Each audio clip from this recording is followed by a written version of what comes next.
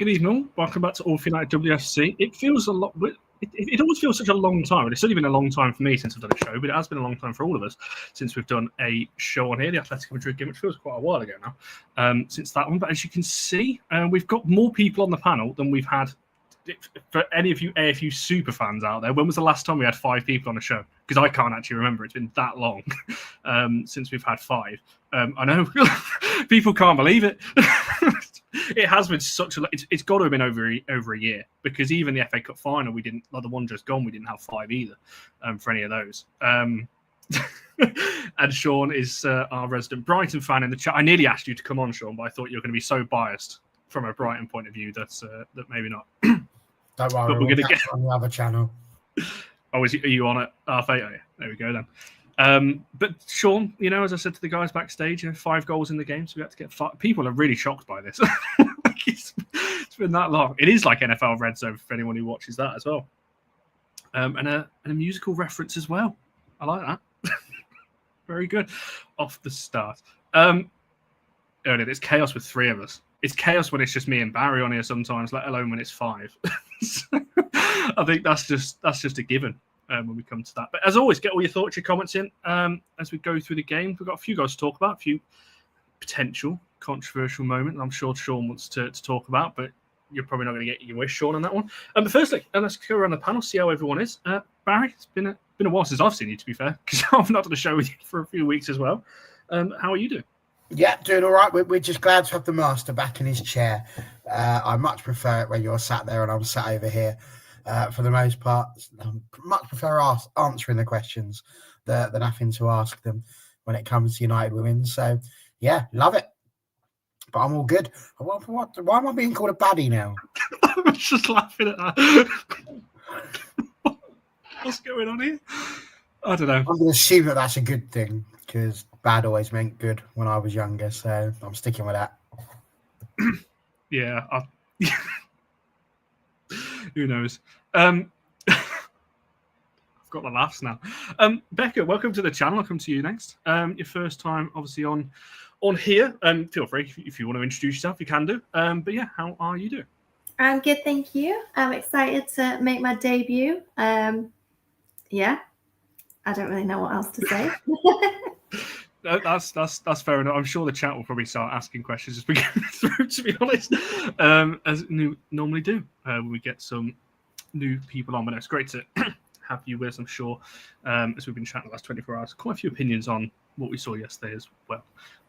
Vic, it's been a while since I've seen you on a show as well. It's like a reunion for me with with people. I can't remember the last show I did with you either. At least a couple of months. Yeah, how are you doing? Yeah, it's been a few weeks, hasn't it? Yeah, good, thank you. Very good. A nice game only got back from holiday yesterday morning, so I was ready for the game at 12 o'clock. Of course you did, yeah. So, yeah. So now it's great to have you back on. And Andrew, how are you doing? You're the person I've seen the most recent, actually in person, yes. But I've not done a show with you for a long, long time. So it's good to see you back on the screen as well. Yeah, as I say, it was a good day out yesterday, watching United take all 3 points in the row. So it's good to have some football back when the international break's over. So yeah, good day out yesterday it was. What time do you have to leave, just out of interest? It was an early one down on the.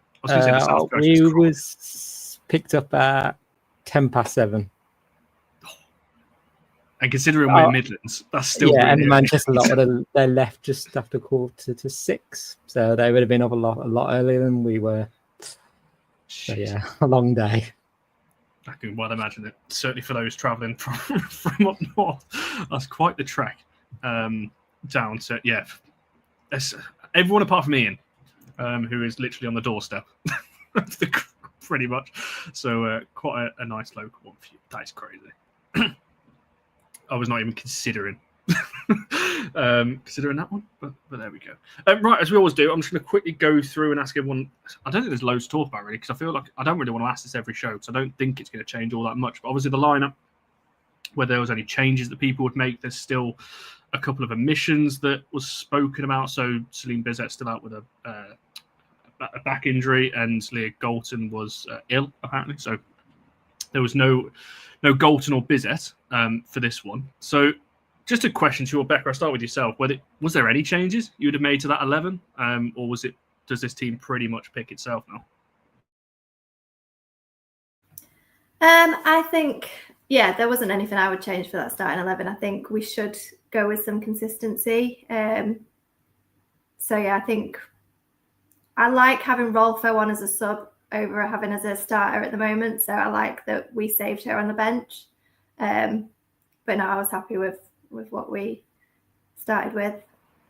Don't know if anyone else agrees. I think as well, Barry, there's something we spoke about the last show I was on with you, and I said that does that the back five and then the three in front kind of picks itself now, doesn't it? It's almost like we know, barring injuries, that is the team from midfield back. It's more it's really that left side to me, because I think Park is going to start every game, and it's whether it's Turnand, Rolfo, Mallard, Rolfo, Mallard, Turnand in this case, do you reckon?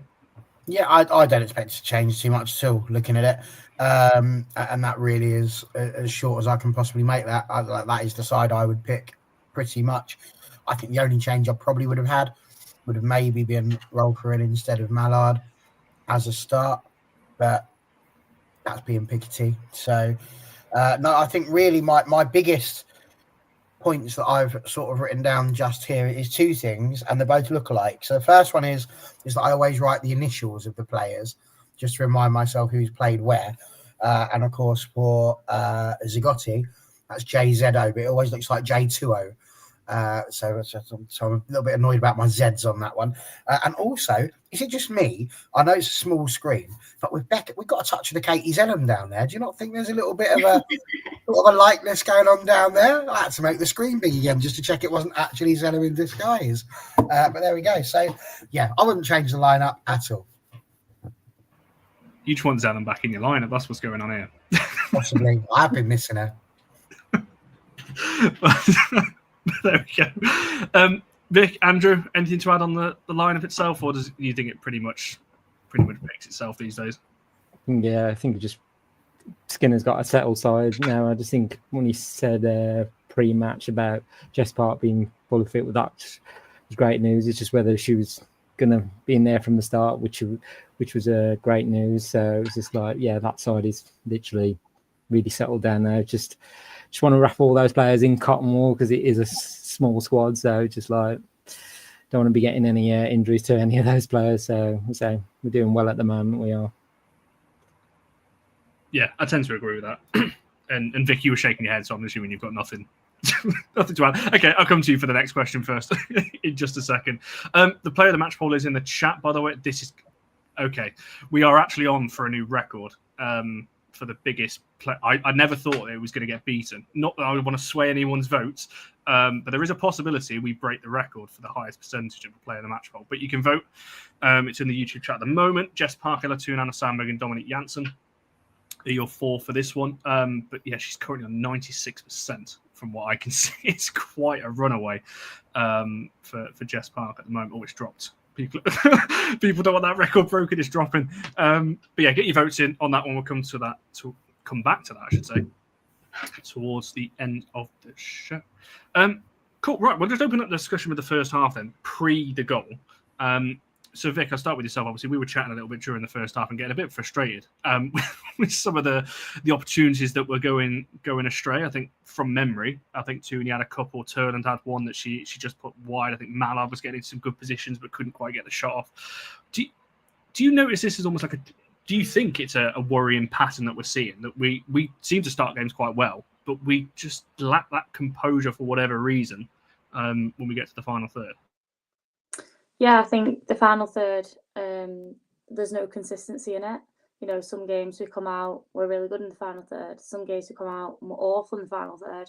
And I think if we take them chances that we got yesterday, you know, we could have been 6-7-0 up. And we just don't take the chances, and we can't risk keep playing like that. We really need to take those chances and hit the back of the net. I literally got a message from Connor saying, hit the damn thing. Like, I was like, exactly, like, you don't shoot, you don't score. Like, we're getting and we're just like panicking. I think it reminds me of a lot actually, because when Mallard first came, and when Jace was here as well, they all panicked in the final third, and it's kind of a bit like that. We get to the final ball, and it's just like, oh, what do we do? What do we do? What do we do? And then we just end up either going wide, going over, making a terrible decision, and that decision making really needs to be sorted out. I think Tooney should have had 3 goals yesterday, didn't take chances. There's Terry, she wasn't there when she needed to be, and then she was there when she didn't need to be. So, I mean, it's just that consistency, because we haven't got that at the moment. We have in the lineup, but the final third, not good enough. Really not good enough. And I think as well, just to broaden the question out, I think I'd be more worried if we weren't creating chances, to be honest. But the one thing I've repeatedly said this season, we are getting opportunities in that respect. So, Barry, just over to yourself from this point of view, in terms of just those early chances. Do you think we've got to start looking at these and taking some? Because I personally don't think this is a tactical thing, because we wouldn't be getting into those areas in the first place. But for whatever reason, it's just we can get the ball into the final third, it seems, quite easily. Against anybody. We saw this against Chelsea and Arsenal as well. But we just, for whatever reason, it's just, I don't know whether it's decision making, whether it's composure, something just, and that sounds weird to say when we're one of the highest scorers in the league and we've just scored another 3. But again, I don't know. To me, it's just like we're just exactly as Scott just said, either taking too many touches and passing instead of shooting, or the flip way around, shooting when they should have passed. Ordinarily, I think I would sit here and fully agree with you, Connor. But today, I think having rewatched some of the game and looked back over it, I do think that Brighton did quite well defensively yesterday. I do think we have to give them a bit of credit. They were throwing themselves about all over the place and really trying to get their body between the ball and the goal. So, I do think we have to give them a little bit of credit, because they certainly did make it difficult for a lot of the chances that we had. There were ones that were deflected, some that were deflected, and goal kicks were given. But we probably won't go into that too much, I feel. But yeah, so I think it has been a thing throughout the whole season, and that is a problem. We've spoken about clinicality and, more than anything, shots on target. And I think that's the thing I want to see rise more. It's less seeing the ball go in the back of the net. It's more seeing the ball go on target. I think far too many of our shots are just wide or just over, or even hitting the bar or the post, which obviously doesn't count as on target. So I think those are things that they're going to have to sit and look at, I think. So, yeah, I think it is going to cost us eventually. At some point it will happen. We've been fortunate so far that it hasn't, because our defence has helped us out against the likes of Chelsea, as we mentioned. But as you say, we can make the chances. That's a game we could have won. And if we're in a situation where we don't get the title by 2 points, you're looking back at those games and thinking, oh dear. So we need a few more people like Nelson, if I'm honest with you. Those sorts of shots, the ones that are powerful and low, rather than the ones that are trying to hit you lot in the back. And to be honest, I blame you lot that go to the games quite regularly, because it must be that they obviously see you and think, oh, I'm going to get him. And obviously, Connie, you're easy to see. So, that's why I say, that's Marge Simpson over there? Lovely, yes. There we go. There he is. So, simples, really. But yes, keep the ball down. Absolutely, yeah. I don't really know how to follow that. But yeah, maybe. I think the Terry one, as Scott's saying there, that's the one that I remember the most, because she's through on goal, essentially. And you've got to hit the target there. I think at least with Tooney's one, she did hit the target. They were just very weak and kind of down the middle, so kind of easy saves, but at least they're on target from that point. I'm trying to think of the other chances. Mallard definitely had one from the edge, and the ball kind of got stuck under her feet a little bit and it blasted over the bar. But Becca, I throw the same kind of question over to yourself in terms of the whole discussion really about that first, I guess, 40-ish minutes, and whether we should have scored more than we did, or do you think the chances were maybe not as good as I'm making them out to be? No, I think it was definitely a frustrating first half, that the chances were being created. We had the opportunities, and then we were just looking for an extra pass that was then not there, or people weren't expecting it, so they were getting caught under their feet. So it was like the communication wasn't there. It was trying to pass it off onto someone else, almost not being selfish, but then losing it in doing that. So yeah, I think we could have definitely got a few more if we'd just been confident with it and taken some risks. I think as well, Olivia's saying here about the worst shooting scene in the warm-up. There could be an element of that maybe we just have not got good finishes if we're not seeing it necessarily in the warm-up. But again, this is what I mean. It's such a strange thing for me to ask, because we've currently got the top assister in the league, no matter what TNT try and say that Beth Mead is. She isn't. Ella Toon is. So we've got the top assist, we've got the top scorer, we've got the top of in terms of combined goals and assists as well, which is Tooney and Parr. So, and we've scored the most in the league overall as a team. So this sounds a strange question to be asking, like, why are we not taking as many chances? Because, as I've just said there, the stats would say that we are. Because I don't know, it's a strange one. It's just every game I seem to watch, I just think, how have we not scored more than what we have? Because maybe we just haven't seen these kinds of opportunities in the last. Well, we certainly didn't last season. We were very good defensively last season, but going forward, we were kind of starved of creating those opportunities. Andrew, same kind of question to yourself in terms of what you saw from, obviously you were at the game yesterday, what you saw from your point of view. And was the frustration growing a little bit, I guess, in the crowd? I think over the course of the first half, it was the chances we were getting was like, surely at some point we're going to have to get a goal here, because Brighton are one of those tricky teams and they can really dig their heels in, and, you have to fight for everything, especially going away to Brighton. I mean, early on we were edging the possession, but it was Brighton that was having the first efforts on our goal. So it was just, they were starting to cause us a few problems. Yeah, in terms of the possession, yeah, we were maintaining our rhythm and, was having that ability to stretch their defence, because it was like saying, get it out wide so we can, stretch their shape as well. So, but yeah, there was definitely a few chances he was getting. I remember Toon having a chance, Turland as well, and then Mallard was, as soon as she was getting the ball, she was driving forward as well. So it was just getting a bit antsy in the crowd. It was like, yeah, is this one of those days where we, become a cropper in the game as well? Because I thought, if we go down, how is the players going to react to it? But let's say just had to keep the pressure upon them, and just say, luckily that goal did come before half time as well. So yeah, it was a little bit frustrating, but that we went into half time with that lead, because yeah. I think as well, the good thing is with this team is I never believe that we're not going to create chances, if that makes sense. Like, I always watch this, especially with Jess Parker, I'm sure we're going to talk about a lot when we talk about the second half in particular. But I always feel like that we're going to get at least another couple of chances here. If you saw me laughing, by the way, this did make me laugh. Apologies to any current Mary Ups fans in the comments. So I'm assuming that's what you're talking about anyway, not the Villa keeper or anything else. Considering all recent events, I'm assuming that's who you're taking a little bit of a shot at. Who, by the way, I think Barry is going to be talking about this on All for Women's Football at 8:30, looking at the thumbnail on that show. So if you want to talk more about that and the ongoing, I'm going to call it a saga because I think it's ridiculous. You can head over to All for Women's Football 8:30 to talk about that a little bit more. Because it's sure to be an interesting discussion.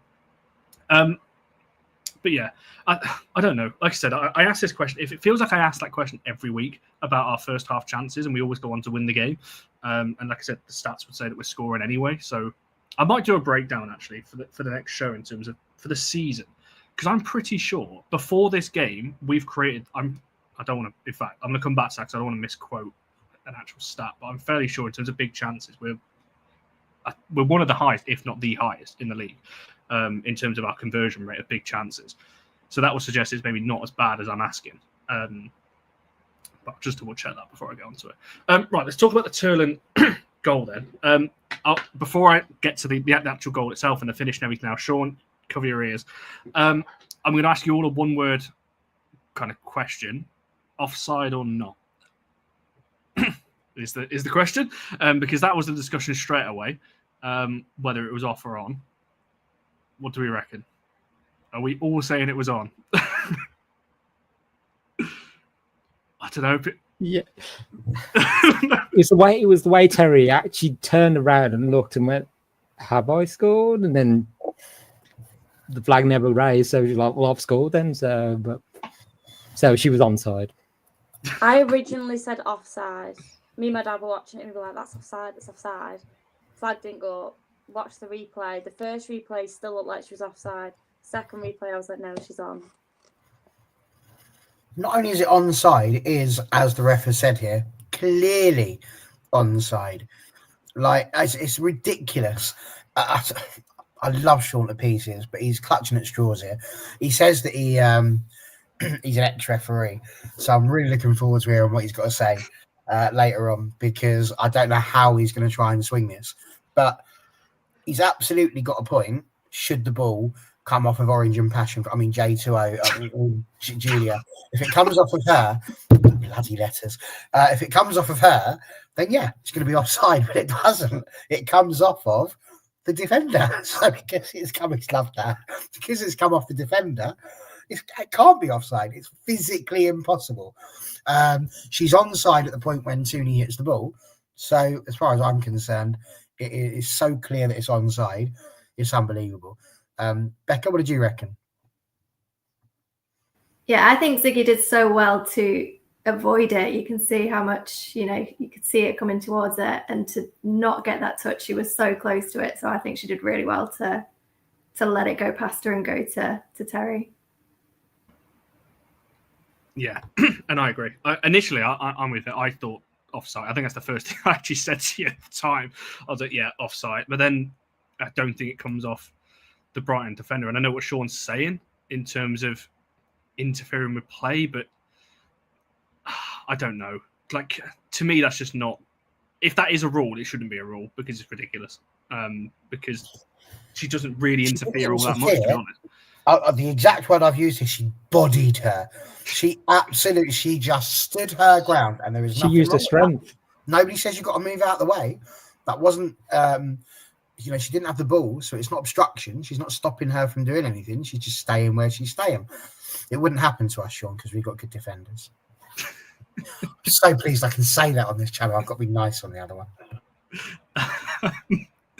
This killed me. Do you know what it is as well? It's the thought of every time I do one of these shows, and I'm just reminded after when we come off and all these, some of the people that potentially watch this, and I've just got a vision of Zigossi watching this and you calling a J2O and all these other things that you just come out with. That's what made me laugh, because yeah, it would be quite funny. But yeah, I don't think there's anyone other than Sean in the chat that's saying this was off. So yes, maybe. But I think there's an arguable handball as well in that first half that's questionable as well. So I think it all evens out. In terms of, yes, you could maybe argue this one, but I could make a case for the handball as well, because this whole, is it in a natural position or whatever, her arm's away from her body and it hits her hand. So granted, when you're, I get it, you put your arms out, but yeah, so I'll leave that to Barry and Sean when they go on to women's football at 8:30 to pay that out, because I'm not so convinced on that one. But there we go. On to the goal itself. It's a nice little finish, to be fair. And the question I kind of wanted to ask, in terms of rather than dissecting the goal itself, was in, I guess, Becca, I'll start with you on this. So in terms of, I guess, the importance of her getting it, because she's not scored, I don't think, since the SK Brand game, which feels like a long time ago. I might be completely wrong here, but Andrew's looking up at the sky like I'm wrong. But I don't think she has. If she has, I apologise, Turnham, for that one. I didn't realise it was that long. My point is, she hasn't scored for a while. So, yeah, just obviously if you want to talk through the goal as well, but just, I guess, the importance of her getting one and settling down, I guess. Yeah, I think it's really important. Like you say, I don't think it was since the Brand game. And obviously that was so good, getting the hat-trick, and she was just so clinical in that game. So for it to be so long since she then gets another goal, she's one of the best strikers in the league. So to not be getting as many goals as she could be getting, and especially she's getting so many opportunities as well. So they're all going too wide or going over, and she's getting all these great chances and not finishing. I don't think, obviously, it was a best goal. I think it was just to kind of hit it, see where it goes. I don't think there was much time to react, but yeah, to get on the score sheet was important, I think. I think so. Someone said in the chat about instinct.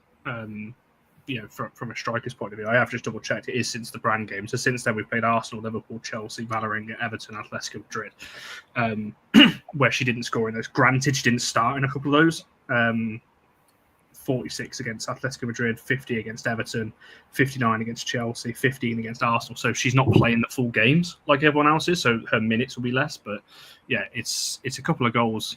Especially because, as well, like when you look at the start of the season, she had scored a hat-trick against PSV, she scored against Hammarby, she scored in the opening WSL game against Leicester, she then scored a hat-trick against Brann. I thought, we're really going to see a Turland here this season that's going to kick on. So, yeah, I think she needed that, to be honest. I think if she'd have gone this game without, you look at our next few fixtures, where's the goals going to come from those? I do think she had more, though, in those first couple of games.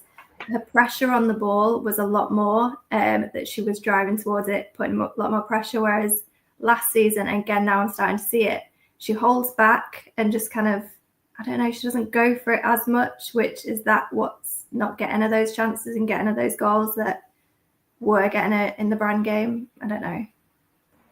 I certainly think there's been an energy drop-off from her, because I've questioned for a while how fully fit she is, because she's always the sub that's coming off first. Out of the front line. It's not in this particular one, but usually it's her that comes off first. As I just said, they're playing 50 odd minutes in games because she's usually the first sub, and she isn't pressing as hard, I don't think, than what she was before. Barry, you've unmuted. Have you got something to? Well, I was just wanted to point out, we've got people saying she's only played 5 hours. 5 hours is a very long time to play football without putting the ball in the net as a striker, because that is your main job as a striker, is to put the ball in the back of the net. So if you're not doing that, I mean, if we were to say that, Fallon had gone 300 minutes without having a clean sheet, we'd all be like, I don't know, that's a lot of time.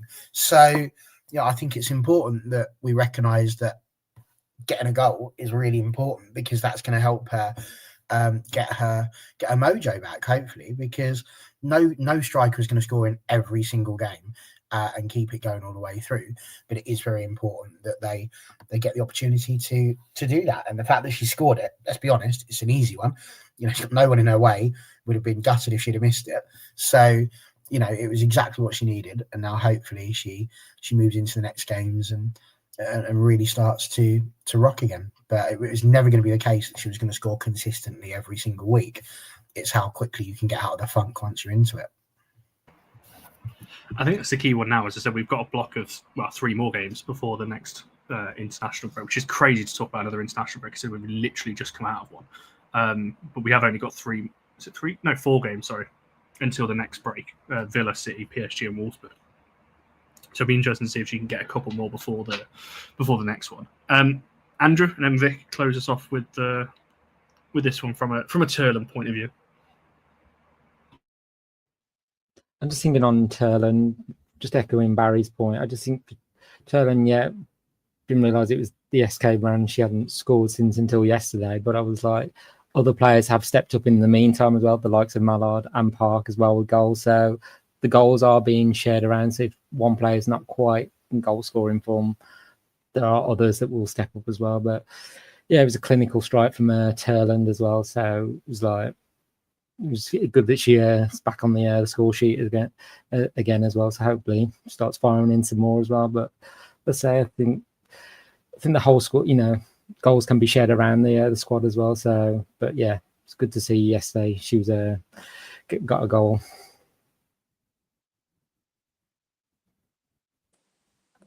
Yeah, I think it was a much needed goal. I mean, if she'd have missed it, then we'd have all been very angry. So at least she put it away. But I think she has to be better. But she does a lot more than just scores goals. Turland, she does a lot on the pitch, and I think sometimes when people don't score, they get told, they need to score, and yeah, that's her job. She's a striker, but she does do a lot off the ball as well. So, I mean, I rate her. But like I said before, when you want her there, sometimes she's not there, and when you don't want her there, she's there. So yeah, she does need to be better. But at least she's had a goal. And also, there are a lot of strikers at the moment that are not scoring. Like, look at the top goal scorers for the WSL. The winner is 5 at the moment, and that's Melvine Mallard. And all I've had a go at her for the last few weeks is the fact that she can't seem to find the goal for the want of looking. So it's honestly, she's 3 goals off of Mallard and 2 goals off of the rest of the chasing pack. So listen, by the time we get to City and she's popped a hat-trick past them so that we can win, we won't be talking about this because she'll be top of the goal scoring chart. So, you know, I do think she's got a really good chance of still doing well. She just needs to get a few goals and a little bit of confidence back. Yeah, and to be fair, I've said this for a few weeks anyway, that the WSL, the goal scoring tally is going down from an individual player. When you look a few years ago, when it was Sam Kerr and it was Miedemar and even Bunny Shaw and the likes of that were hitting 20 plus, kind of numbers. I don't know what it was last year, but I don't think it was anywhere near that in terms of the top scorer. And this season, I don't think it's going to hit 20 again either. So there is a drop off just from strikers in general, which is not necessarily a bad thing. As you said, we've got 2 in the top 3, and that's Park and Mallard, 5 and 4. So, goals each between them. So it's not necessarily a bad thing if the goals are coming from elsewhere. But yeah, so yeah, I'm not massively worried. But yeah, it would just be nice if she can get a few more, because then it will fulfill my prediction I gave on the pre-season show. The number of goals I said she would hit. I think I said 25 in all comps. So she's on 9, I think, in all comps now. So hopefully, it's possible. Vic, I'm conscious you've got to hop off. So I'm actually going to come to you and just ask you the whole of the second half and who your player of the match was before you go. If you want to cover all of that before you hop off. I think second half we were much better. Until we made the first lot of subs. I think making the first lot of subs at that time wasn't the best idea. I think that we just had a goal. It'll have been Park's goal. Am I right? Just before the first 3 subs. Yeah, it must have been because 2 went off. And I think at that point he should have told them to go and sit back down for a little bit. I think he kind of made that decision at the wrong time. I would have waited another maybe 10 minutes. Just because we seemed to get in the flow of things, and then we changed to a defence, and I think that weren't the best idea. But it was lovely seeing Hannah back, and my player of the match was Jess Park. I think she was brilliant. In fact, this is going to sound really bad because everyone's going to say how brilliant she was, but she stood out because other players were very bad yesterday. And me and my dad were watching it, and we were like, God, the first half, she'd been dead quiet. And then we were like, actually, she's been the best player on the pitch today, but she's quiet considering all the things she does, all the games she's had recently. But no, it was nice to see her back because obviously she's been off. And yeah, Jess Park's got to be the player of the match, surely, because the rest of them were, pretty bad. Not pretty bad, but worse. Because they don't mince your words. Just straight away, pretty bad. No, but no one else stood out. And she did stand out amongst the rest because it weren't the best game we've had this season, and definitely the first half was, I couldn't have chose anyone except her. So I think, yeah, I think you've covered that all pretty well from that point of view. But yeah, no, it's great to have you on. Feel free to drop off when you need to. I'm sure we'll see you back on it very soon. Right, we'll move on to. Oh, hey, what's going on? There we go. We're back down to 4. It was nice to have 5 people for a change. There we go. We are back down to 4 for the time being. I just want to quickly, before I come to these guys on the subs in the second half and everything else, I saw those coming a bit earlier on. Great to have you here because I'm not seeing you in the chat before. And yeah, we are a dedicated women's only channel. We've been running. It's been running for a long time, quite a few years. If you go on the live tab on the YouTube channel and click oldest, I think the first video was 3 or 4 years ago. And that was only on this channel. We did have more shows on the women's team, but it was on the men's channel, which we also have as well.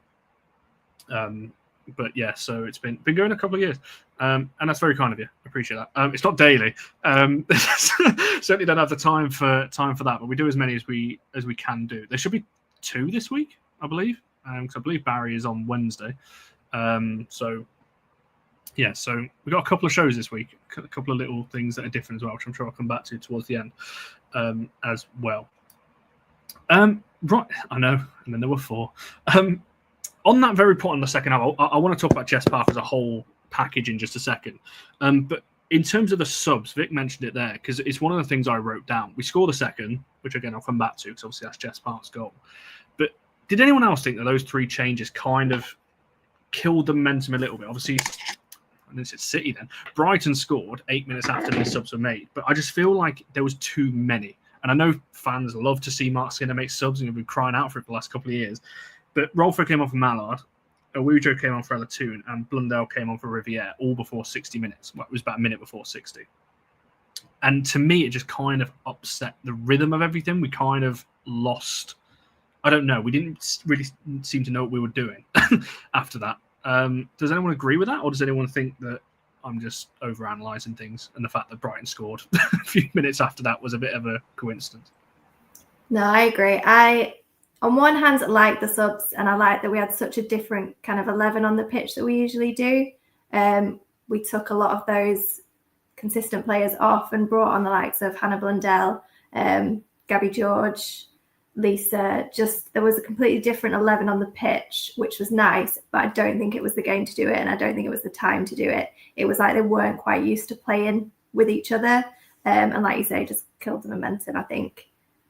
Yes, we could have done 1 or 2, but to have that bigger change, I think, wasn't the right time or the right game.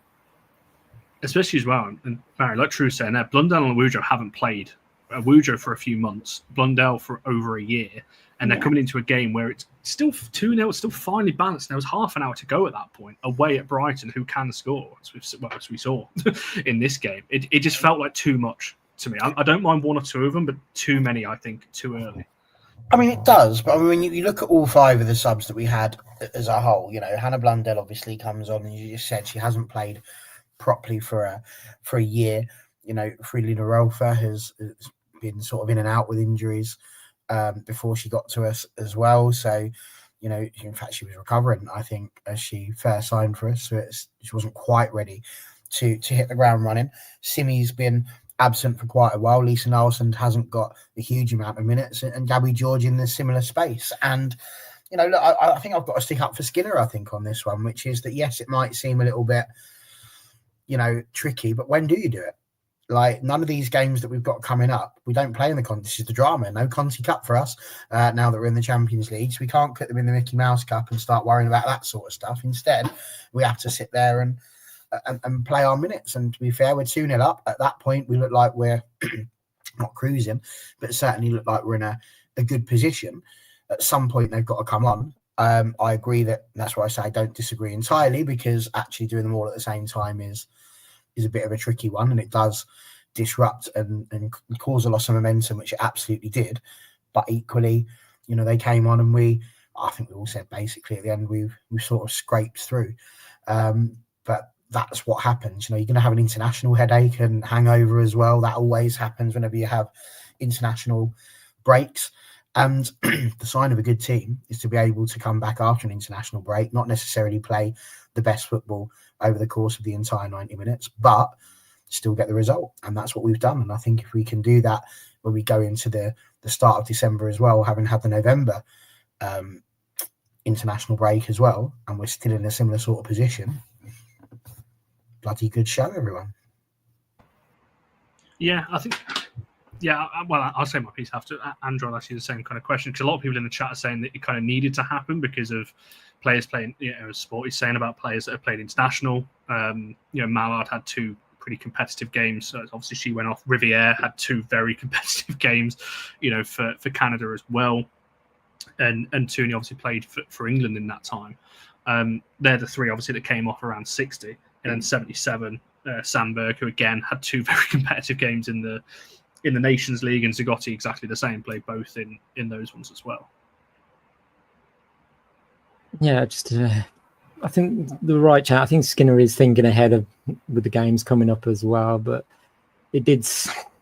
The sub slightly, disrupted the rhythm, as you said, and it was just like we was trying to find our feet, and then Brighton, I say they were 2-0 down, and it was like 2-0. It's always one of those tricky scores. You're sort of comfortable, but you're not, because if the opposition get one back, then you're a bit more on edge. So, and Brighton kind of had to go for it, and then they went a bit more direct, and at times we were given a few times the space was just being found in the middle. I was like, why is no one closing down that space and putting in a few tackles as well? So I think from remembering from the stats, Brighton had about 16 shots, but I think about 3 were on target. But at those 16 shots, we could have been tighter in our marking or better in the transitions as well. So, but it was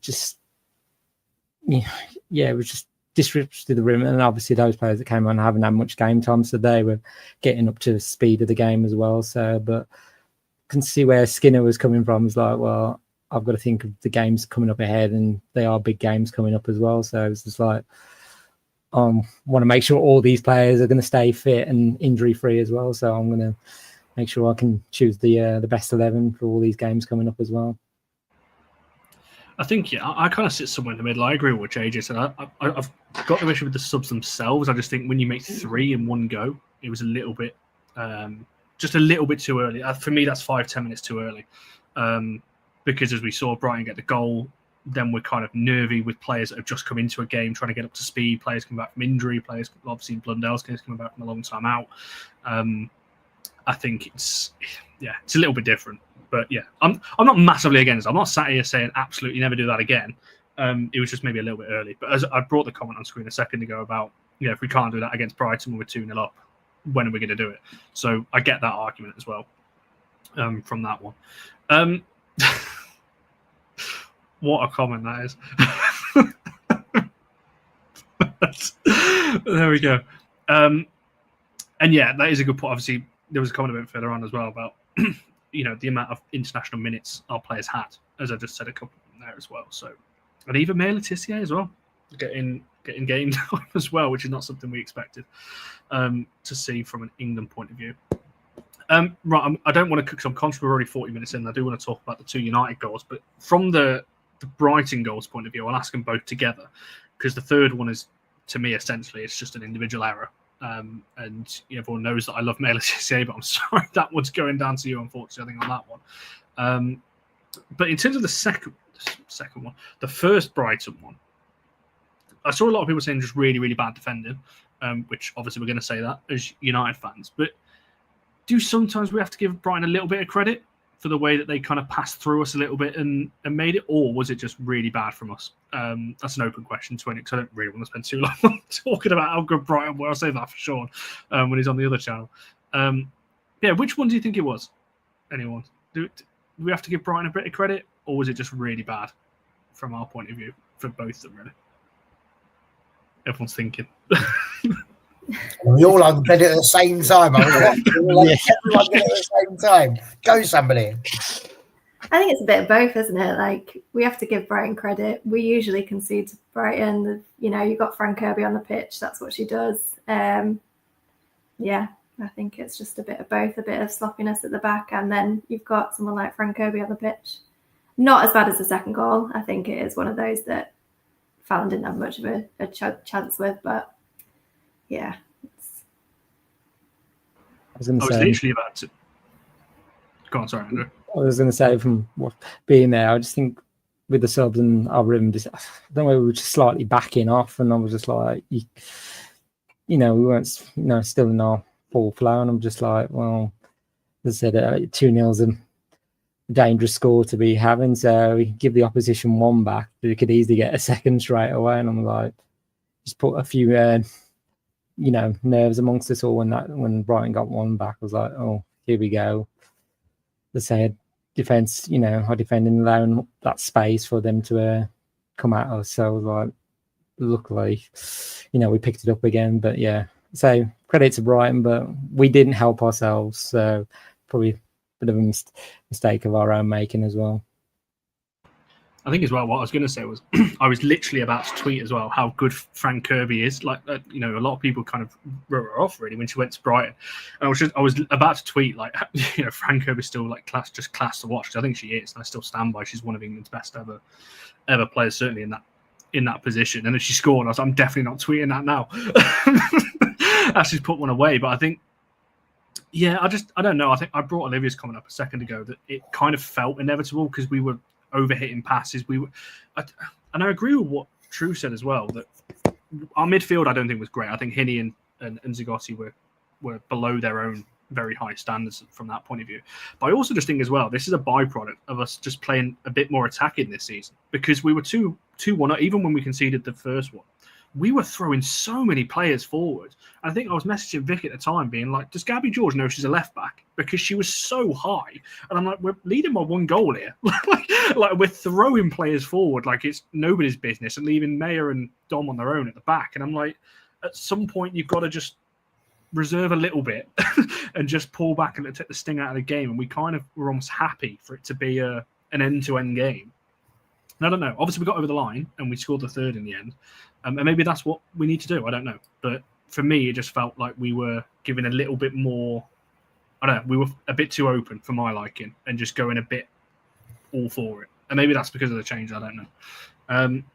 But Barry, from your point of view, in terms of the 2 Brighton goals, I think the Brighton second one in particular, again, Olivia was talking about the first one being inevitable. The second one felt inevitable as well because Mayer did that exact same thing about 15 minutes before that, and they hit the post off it. So that felt inevitable as well because that was happening down that side as well. But yeah, not great, was it, from that point of view?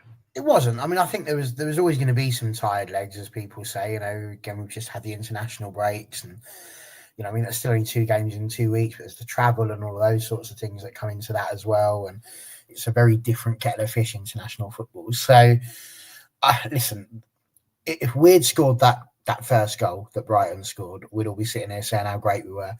Brilliant one-touch passing. It was really well worked. And they just cut straight through the middle of us. Was it poor defending as well? I mean, absolutely it was. Somebody should have been able to get in the way and intercept it, but it was a beautiful flowing move. And sometimes you do just have to go, do you know what, fair play, and doff your cap to them. And that's what we do. And Fran Kirby's not going to be missing chances like that. Fallon had no chance whatsoever of getting a hand to it. So, these things happen. Even if you have got one of the greatest defences and you're doing incredibly well, people are still going to score goals against you, especially they don't just lie down so that you can carry on playing your brand of football. So fair play to them. They fought back into it. I blame the commentators because they were sitting there saying, oh, yeah, it's a mountain to climb now. But as Ole Gunnar Solskjaer rightly said, mountains are there to be climbed, are they not? So, they gave that a good go. And that's why it was so important that we got the third one, because it gave us that little bit of a cushion, and that was why they score their second one. I mean, it's terrible, but Maya doesn't need any of us. So Maya doesn't need any of us to sit here and tell her. She will know. I mean, she's her own worst critic, I'm sure. So I mean, I'm positive that when she went in, I've got visions of her being like Dobby in the dressing room. It's like bad Maya, smacking her head against the lockers, because she'd be quite annoyed at that. She prides herself on setting an example, and that's not the example she would want to set. But in all of the time that she's played for us, that's probably the first time really that we've seen her looking a little bit below par. So I'm not going to worry about it. Fallon again couldn't really do too much other than perhaps stand up. She went down to her knees, and that gave her a little bit more an opportunity for him to dink the ball over. But, it happens. And I think it's easier to wipe it off because of the fact that we were really good down the other end. And, frankly, if we're scoring 5 goals and they're scoring 4, it just makes for a good game of football, doesn't it? So I'm all right as long as we're winning. When we're losing, then I'll be grumpy guts, but not right now. Yeah, I tend to agree. I think, as I said, the Mayer one was just poor. I don't think Mayer was great all game. To be honest, her passing was off from her standard. But she's allowed an off game every so often. We said this about Fallon last season with Liverpool away. Fallon was off in that game, but that was the one-off game she had all season. So if that's Mayer's one-off game, then it's fine. Every player is going to have them. from that point of view. Right, let's talk about something more positive. I'm literally just going to ask the question about Jess Park, to be honest, because she was involved in both the goals. Obviously scored the United second, assisted the third one. Toon didn't assist all of them. Jess Park got the final assist for Nelson's goal. I wrote in my cutback article that which is crazy, really, when I'm writing an article to write the words, I'm running out of words to describe Jess Park, because I feel like I am. And I feel like every show will come on here and talk about her. And I don't quite know what more to say about it, about how good she is, because she's just doing what we expect her to do now in a United shirt, which is scoring goals, great goals as well. And the amount of opportunity she creates for us is quite something. Barry, I'll start with you on this one. Instead of just, I guess, her overall performance, but obviously her involvement in both the goals. Jess Park is the greatest football player to pull on the Manchester United shirt in the entire history of Manchester United Football Club, and I will die on that hill. Frankly, I actually can't remember, and I was genuinely thinking about this earlier on today on the drive home. I can't even believe I'm about to say this, but probably Ronaldo might be the last time that I was that excited watching a football player, because you can see how she is always looking to get forward. She's always looking to get a pass in. She's always looking to beat the defender. She's always looking to have a shot. She's always looking to see who's it. She's honestly, I just can't. I'm joking, obviously, about her being the greatest of all time, but she absolutely could start staking a claim for something like that in 5, 6, 7, 8 years' time, because she's just changed the dynamic of our football team in a manner that I can't quite explain. We've seen the likes of Bizet doing well. We've seen the likes of Paris and people that have tried to go down the flanks. She's just all over. She doesn't have a position. You can stick her at right wing, you'd still see her at left back and left wing and centre forward and in the 10 and in the 6 and in the 8, because she just goes everywhere. She just has the ball, plays it with a... It's the way football should be played, like we used to when we were kids, where you just get a ball and you want to be running around with it. And she is just head and shoulders above so many of the players that we see right now. And I'm genuinely really, really excited as to what she can provide. And when you see the goals, her goal is superb. We're talking about getting the ball on target, and she shouldn't just get it on target. She's put it in literally the best place that you need to be in order to score. So that one was superb. And again, the work that she did with Toon bouncing off of her, it's the intelligence. She passes the ball, but then she moves into a position where she can receive the ball to be able to do that as well. And then again, she gets the ball on the right-hand side for the third goal. And it's that vision, that knowledge of where the players are going to be, perfectly weighted, perfectly passed for Nelson. I'm just yet to see negative things happening with Jess Park, and she's just an absolute breath of fresh air to this football club. And I just dread to think what would have happened if we hadn't have had someone like Jess Park. Would we have scored as many goals as we have done? I'm not convinced we would, because I genuinely think she has been the key that has unlocked our attack this season. So listen, as far as I'm concerned, she's unbelievable. What was it with Rio Ferdinand says? Just give her what she wants. Give her the contract. Let her write down the amount she wants, because that woman, we need to be building this football club around, because she is going to be the most important player for us over the course of the next 5 or 6 years. Mark my words. Becca, follow that. I don't quite know how you're going to follow that one on Jess Park. How do you just, like you say find any more words, because there is nothing negative to say. She's one of those that, you've got another player of the match, but then you want her to get it because she is that. And it's just, she's so impressive to watch. It's like the ball sticks to her like glue, the way she just runs through people. We talk about in the box making that right decision and making that extra pass, or just going for the shot, and it's like she gets it right every time. What would we do without her? I don't know. We are very reliant. That's for sure. And that's maybe So that's my only worry, is that, we rely on her so much now that if anything was to happen, how much was, we saw it in the Everton game when we tried to rest her, and, as soon as she came on, that's when the impact started to happen. So, I love that we've got her and I love that we love her, but I don't like that we rely on her so much. I think I agree with what someone just put in the chat as well, actually, about Olivia said it. When Celine's back, maybe put Celine on the right and Park down the middle, because Park plays a lot down the middle anyway, just from her tendency to drift in. It'd be interesting to see that, because Celine and Jay had a really good link up on the right as well, so that could be something that could be quite exciting. But yeah, Andrew, for yourself, got anything to add on the goal and the assist, but also I guess just her overall performance in the game?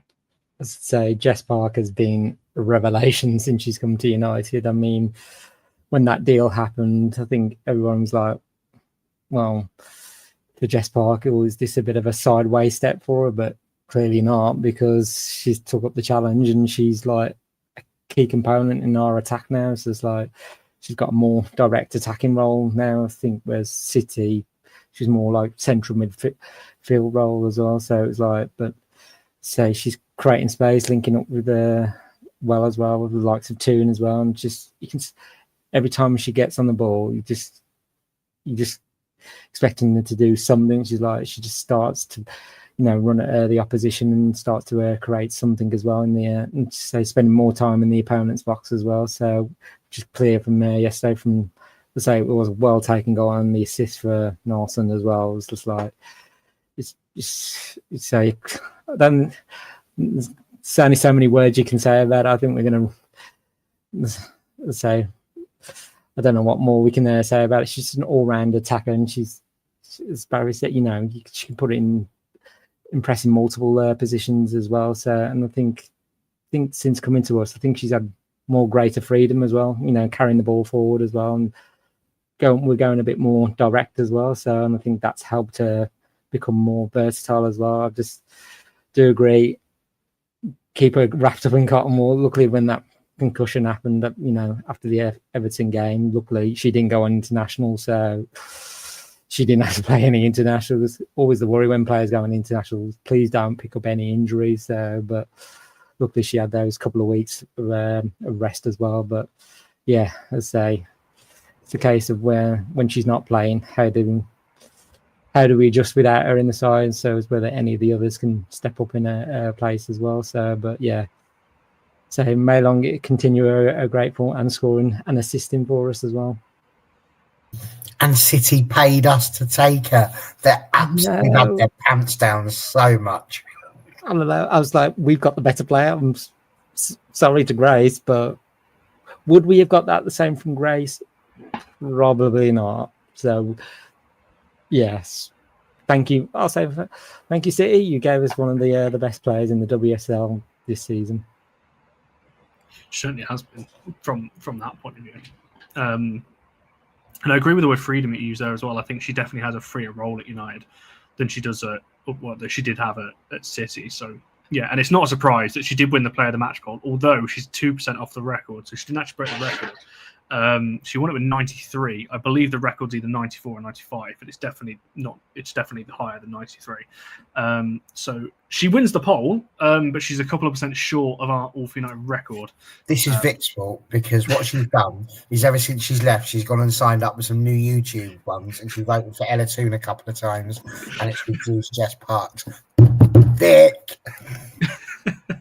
But yeah, so Jess Park 93, Tooney 5, and then Sam Megan Janssen both at 1 from that one. So yeah, it was always going to be a clear one. When we were putting the poll together, we were like, we know who's going to win. We just need 3 other names, so we've got a poll from that one. So yeah, it's not really a surprise from that point of view.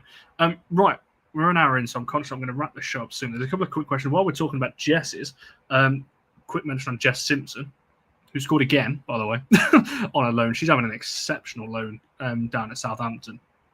So I think from that point of view, it's exciting, from a left-back point of view, that she comes back in hopefully next season. If she continues her loan the way that she is. She's got a couple of goals, scored from a corner. She's got a handful of assists as well. Like she's really doing well down there. So yeah, I hope we see her back at United. And I also thought this was an important point about, Jess has played because we have a smaller squad, small squad, happy squad. The last part of this I really agree with. I think she'd play if we had a big squad. So I don't necessarily fully agree with it. But the last part I do, and it's something actually when you listen to, I know it's the men's and the women's game, but when you listen to players in the men's game, you listen to managers in the men's game, you listen to like Pep Guardiola and Jurgen Klopp and these kinds of managers that obviously won at the top and won loads. And they talk about having small squads. They don't want loads of players because then you're leaving more players out and it upsets the squad, and that can then feed into the dressing room and it starts upsetting the balance. Now, obviously, there's a fine line between having too many players and not having enough. At the moment, we don't have a backup right. Obviously, Blundell's now come back in, but not necessarily a natural position. We don't have a centre-back at the moment, because with Millie Turner's injury. So there is a line between having, a small squad and then no depth at all, which obviously we need. But I do think there is something in having a smaller squad, because then you're not upsetting as many players and it can't then feed around the dressing room and cause upset. Which is what we have seen, especially when you've got a manager like Skinner who doesn't necessarily like to rotate the squad too much anyway. So I think having a squad of 17, 18 that you fully trust, I think is probably better for us than having 23, 24 players and trying to fit everyone into the team. Because we had that a few years ago when we were talking about the depth. I think it was 23, 24, when we had about 25 players. And it's like, that's great on paper, but it's too many players, I think, to try and keep everyone happy. So I do think that's a good point from that one. And yes, also mentioned Emma Watson. She is doing well, but she's now currently injured. So yeah, that's not great from her point of view. So can she not just do like she did with Ron Weasley's glasses? Like I thought you were going to go down that route. Reparo.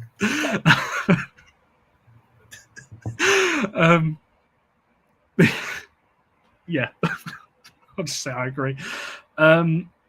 James was asking about Meredith Griffiths. I've got no idea why she wasn't in the squad. And also, I will just give props to United. If people who haven't seen, I don't know about it is rude, but I actually think this is a really good thing they're doing. For people who haven't seen, they're doing a Q&A with Fallon Mayer and Jess Park, so on the YouTube channel, which I think is quite cool. So there we go.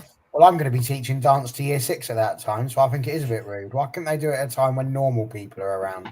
Who's watching at 2:30? Andrew, you going to be about at 2:30? I might have to sneakily watch it at work. Sneakily. I was going to say, a lot of people will be either working or at college or uni. Or, as I might, sneakily watching it.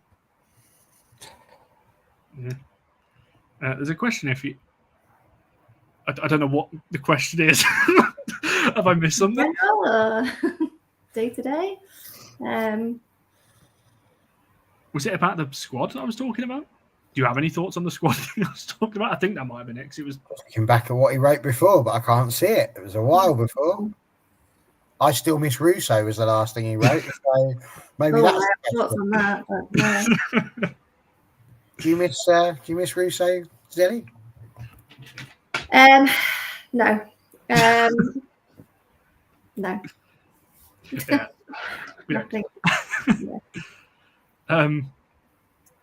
Yes, if someone can hop into the chat tomorrow and ask her that, that would be quite something. Yeah, I want question ideas because you win a signed shirt, I think, if you have the best question. Do you actually? Apparently, yeah. Jeez. See, United, I think that fair enough. Yeah, that's fair play to them. Yeah. What's going on? We've descended now. We've gone past the hour mark, so the chat's just descended in to talk about whatever you want rather than talking about the game. So I think this is probably the right time, Barry, for you to go through some of these comments that you've starred, because I saw you starred them right at the start of the show. That's how you say comments, as if I've done. Well, I did two. I to be honest, I think I started this one just for the giggles. But what is your favourite Johnny Bravo episode? And has Connor sent you a signed photo yet? I have never watched an episode of Johnny Bravo, probably. But do you know what Johnny Bravo looks like? I do. Okay, right, okay. And this is a vital question, and it will determine your future. How does one eat a burger? Not necessarily a McDonald's one. So let's say you've gone to the Harvester or something. But anyway, you've bought a burger. How would one eat that? Oh, well, it depends where it's from, because if it's in a restaurant, I'm a knife and fork girl. But if Yes. it's like a takeaway, then it's That's it. She's gone. I would never do that. Never ever. Wow. Where has Connor found you? Listen, I'll do the best I can to protect you, but that's about to pop off. I'm a Cheshire girl. We were brought up with a knife and fork. Yes. See? We're going up in the world now, Barry. I told you the channel's progressing. Why? Why do you use a knife and fork? This is an important part. Only if it's like at a restaurant, like a pub. I don't know why. I don't know. I don't like things like I don't like touching food. So it's the sauce coming out like Connor. Yeah. Yeah, see? It's got to be done. I told you, there's more of us. You're getting red cards now. You were doing so well. Sorry. No, not to apologise for. Told you, we're starting a movement. And there's Connor's loving it. He's finally got someone to back him up. I know. So, all right, well, we're going to have to go for a better one then. We can't have you end on this. No, there's got to be positive. Oh, Would you say that Queen are overrated? The band? No. Thank Wait. God. All right. Who's saying What they're is it? overrated? Somebody on this chat thinks Queen's overrated. I won't say who because that would be bad on No. Connor. If you've ever tried to play Brian May solo, then no. There we go. All is well again in the world. I mean, they are, but I'll stand by that. I don't care if I'm being exposed. They are. So, what's going on here? Just watching on the new TV. Fair enough. Everything's moving up in the world. Rebecca's asking about PSG. We'll come back to PSG next week. We'll preview it on the Villa reaction show. So a week today, we'll talk about PSG because obviously we've got a lot of games coming up in the next few weeks. So a lot of shows as well. It's a busy month for us because we've got all these games as well, and lots of things to look forward to. What? Thank you, Michael. You're going to be my mate. This is ridiculous. This. I don't know what's happened here, but it's all going a bit wrong. I can't believe this. My hair's getting cut on Thursday, so it won't be as long. But yeah, the Earps drama. So yes, as I said, Barry's live on All for Women's Football in 15 minutes. Be talking about this, I'm sure, because it's kind of dominating the women's football chat right now. So that'll be over there to talk all about that one. Our next show on here is Wednesday. Barry's back again. I don't think I am, but Barry will be back with Andy Slater, who's currently in the chat. We said that we're going to do some shows over the international break. Obviously, we haven't got around to doing them for various different reasons. But yeah, if you want to know a bit more history on United Women, because people just assume that the team came about in 2018. They didn't. There's a lot more history to it from the pre-disbandment.